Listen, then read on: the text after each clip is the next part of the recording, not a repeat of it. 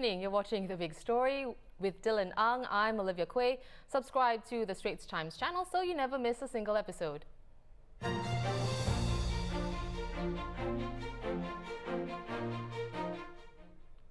It's day 3 of the general election campaign and a war of words has broken out over population size. Deputy Prime Minister Heng Keat hitting back at a claim by Singapore Democratic Party chief Dr Chee Soon Juan that Singapore's population is set to rise to 10 million. Posting on Facebook, DPM Heng said, quote, "Let me be clear, the government has never proposed or targeted for Singapore to increase its population to 10 million. He was responding to a heated exchange between Dr Chee and Foreign Minister Vivian Balakrishnan during a political debate last night. Will you categorically tell Singaporeans right now that your party has no intention of raising our population to 10 million by continuing to bring in foreigners, especially foreign PMETs, into Singapore to compete with our PMETs for jobs? Your words from out. Dr. Balakrishnan, Dr. Chee, just today, the Prime Minister's office issued a statement advising people like you not to indulge in falsehoods. The government, it was Mr. Heng Keat that came up with the idea of 10 million population. That's a cheap shot, Dr. Chee. I'll cite you the interview. That's a cheap that Mr. shot. Heng actually. Let me state for the record, we will never have 10 million. We won't even have 6.9 million. Earlier today, Dr Balakrishnan said SDP must clarify its position now that a key plank of its manifesto has come under intense scrutiny.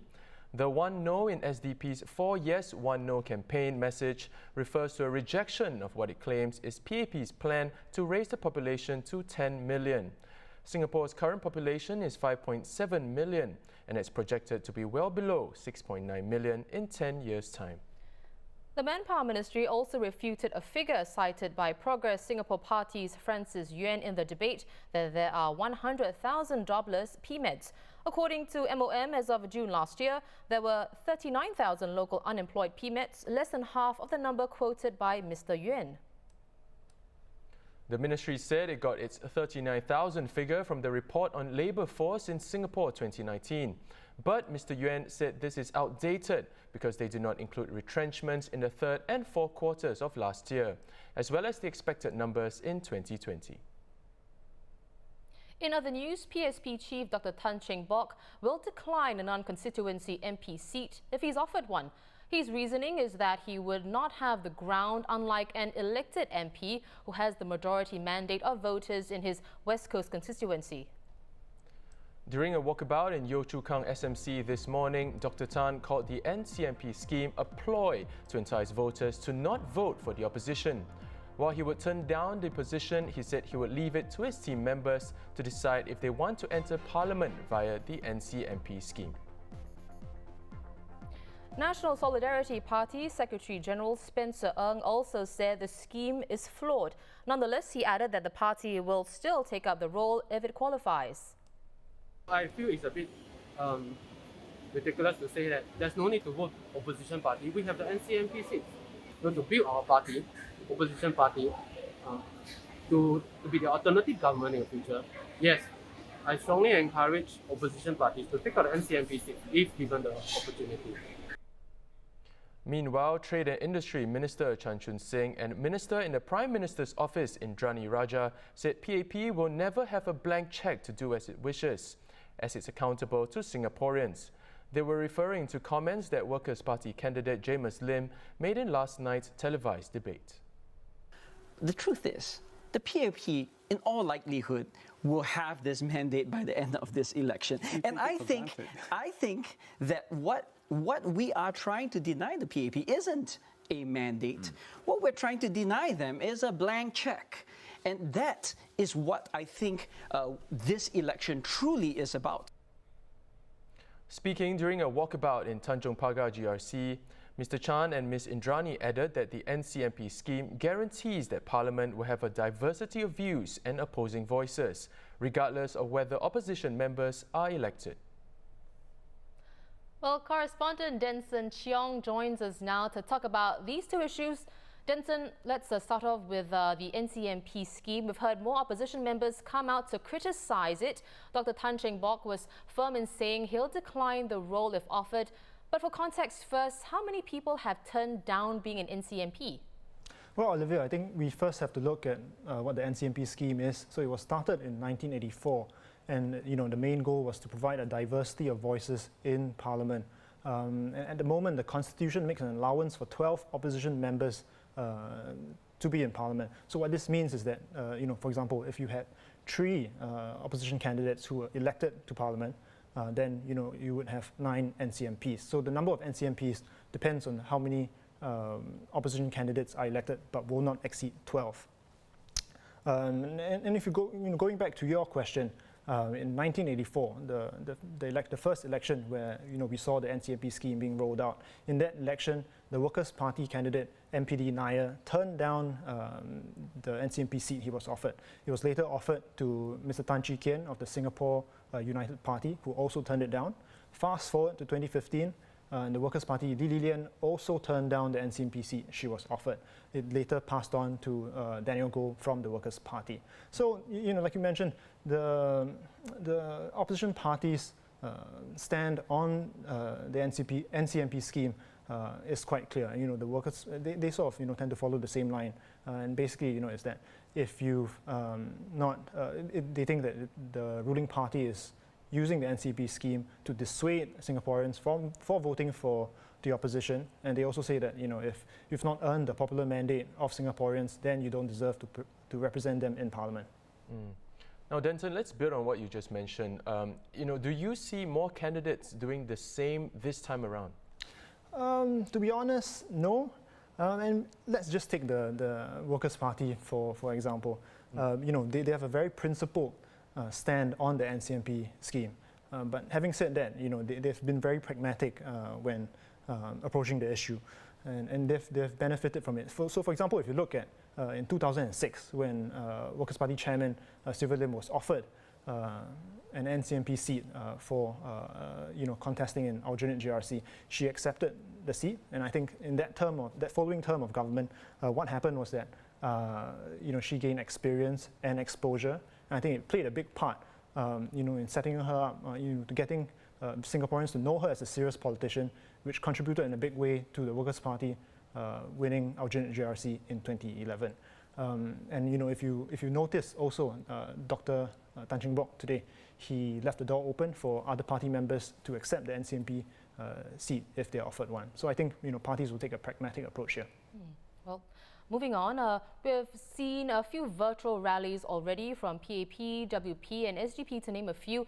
In an example of another form of online outreach, Dr. Tan Cheng Bock is connecting with younger voters on Instagram stories. So, Danson, how are the parties faring in maximizing the online platform?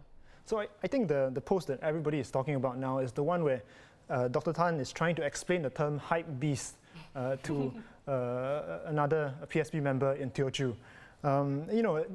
Instagram is not a new social media platform. It's been a while, for a couple of years. Parties, have been quite active and savvy in using the platform. They use it to share important speeches, updates of their political rallies and how the candidates are doing on the ground. Candidates also, have been using it to sort of give voters or Singaporeans a sense of, what being on the ground is like, what the hustings feel like for them.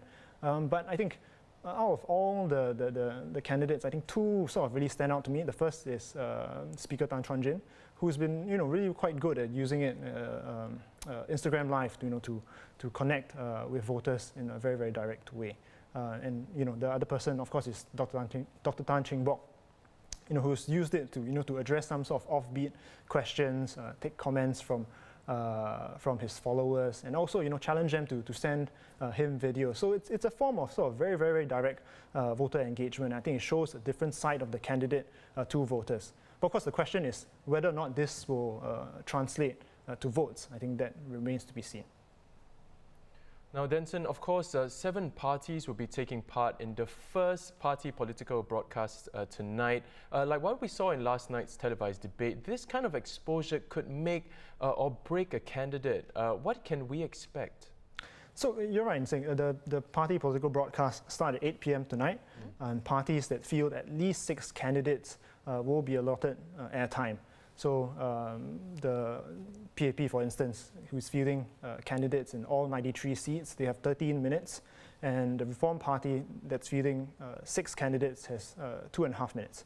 You know, party leaders usually use the broadcast, you know, to give their pitches to voters, and at the same time also, you know, maybe hit back at other parties.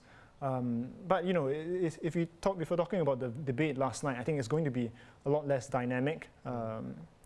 Coincidentally, Jamus Lim, after last night's debate, has gained 5,000 followers on Instagram. Wow. You know, but I expect tonight to be a lot less dynamic than what we saw last night, but still worth watching.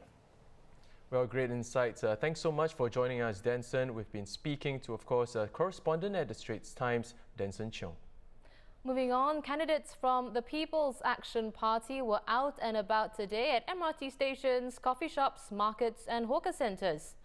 Those contesting the new Sengkang GRC have said they will set up a new town council within 3 months if they're elected in the July 10th polls. Labour Chief Ng Chee Meng, who's leading the 4-man team in a face-off against the Workers' Party, noted that a new town council will allow them to know residents' requirements more intimately, as the areas are served by 2 town councils at the moment. Over in Woodlands, PAP's Marsiling UT team, led by National Development Minister Lawrence Wong, were at Causeway Point and Woodlands MRT station. Mr. Zaki Mohammed responded to criticisms that the ruling party called for an election during a pandemic so that voters will make a flight to safety. My interactions with residents, I know many of them are rational people. I think they know and they can assess themselves what each party puts on the table. I think SDP has put on the table a series of ideologies.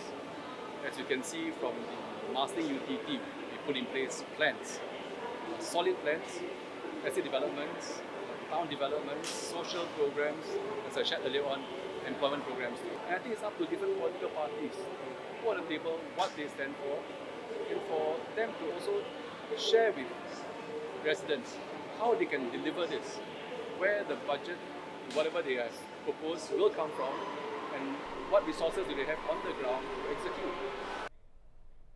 PAP's candidates for Marine Parade and Holland Bukit Timah were also on walkabouts. Opposition candidates out in full force as well. Multimedia correspondent Yosam Joe shares more. Day 3 of election campaigning saw several opposition parties out in full force. In the new Marymount SMC, Progress Singapore Party candidate Dr Ang Yong Guan was seen making his rounds at the shops and eateries along Bishan Street 22. He was joined by PSP Chief Tan Cheng Bock. Like for me, you ask me what's the current thing I worry about. You hear what they all say, job, job, job, job. But to me, I think another component is very important is lives. Lives, jobs. Because we are still in the midst of the coronavirus. So we talk about asking jobs. What kind of jobs are we talking about? What are we bringing? How much of it will benefit people like you? Dr Ang, a psychiatrist who ran in the previous 2 general elections, is vying for Marymount SMC against the People's Action Party new face, Ms. Gan Xiao Huang. Don't rank, I'm a colonel, she's a general, 1 grade lower. You don't talk about rank, you don't talk about academic qualification, I'm ready. I can, using my experience, my wisdom, my beliefs, that Singapore need to deny PAP the 2/3 majority. Meanwhile, at Kovan Hougang Market and Food Centre, the Workers' Party's Aljunied GRC lineup, including Mr. Faisal Manap, Mr. Leon Pereira, and Mr. Gerald Giam, were also on a walkabout. They were joined by outgoing WP MPs Lau Tia Kiang and Peng Eng Huat. Over in Kampong Admiralty, the National Solidarity Party's Sembawang GRC slate, led by Secretary General Spencer Ng, also walked the ground in a bid to win over voters. More walkabouts are expected as the hustings continue before polling day on July 10th. During this election period, the Straits Times will be coming to you live 3 times a day with the latest GE 2020 developments. At 1 p.m, we have Editor's Take, a special lunchtime show where our editors offer their viewings on the hustings. There's, of course, The Big Story at 5:30 p.m. and at 10 p.m, our special election show, GE 2020 Today. You can catch all the highlights from the first political broadcast on tonight's episode.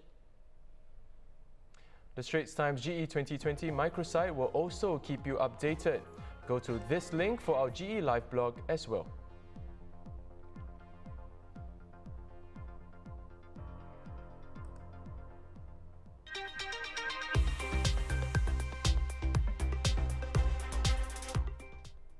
Here's an update on the COVID-19 situation here. There are 188 new cases today, of which 10 are community cases. 8 are Singaporeans or permanent residents and 2 are work pass holders. There is also 1 imported case. The patient had been placed on stay-home notice upon arrival in Singapore. Migrant workers in dormitories continue to make up the bulk of the remaining cases. Some 17,100 volunteers have stepped forward to join Singapore's fight against COVID-19. The Health Ministry said that 6,200 of them are healthcare professionals, including dentists, pharmacists and allied health professionals. The rest come from diverse backgrounds and include retirees and fresh graduates. As Singapore ramps up COVID-19 testing, more than 3,000 volunteers have been trained to perform swab tests. The 26-year-old Singaporean woman accused of throwing her baby into a rubbish chute is expected to plead guilty later this month. She's said to have committed the offence at a HDB block in Bedok North on January 7th. She was caught and charged on February 15th with exposure and abandonment of a child under 12 years old. If convicted, she faces up to 7 years in jail. A Singaporean man who used the online moniker of Sharon Liu 86 to post multiple offensive tweets has been charged with 4 counts of committing acts against racial harmony. In the tweets, 34-year-old Zainal Abidin Shaiful Bahari used racial slurs and made offensive comments about migrant workers. In a Facebook post last month, Law and Home Affairs Minister K. Shanmugam said that the tweets were posted deliberately to stoke anger, unhappiness and racial tensions. If convicted, Zainal faces a fine and up to 3 years in prison.